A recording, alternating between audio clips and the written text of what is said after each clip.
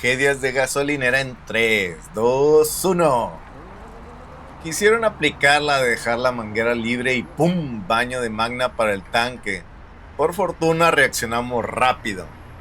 Tuvimos que entrarle al quite y terminar el trabajo de forma manual para no desperdiciar ni una gota. La gasolina está muy cara para andar regándola. ¿A quién más le ha tocado baño de gasolina por culpa del automático? Lo leo.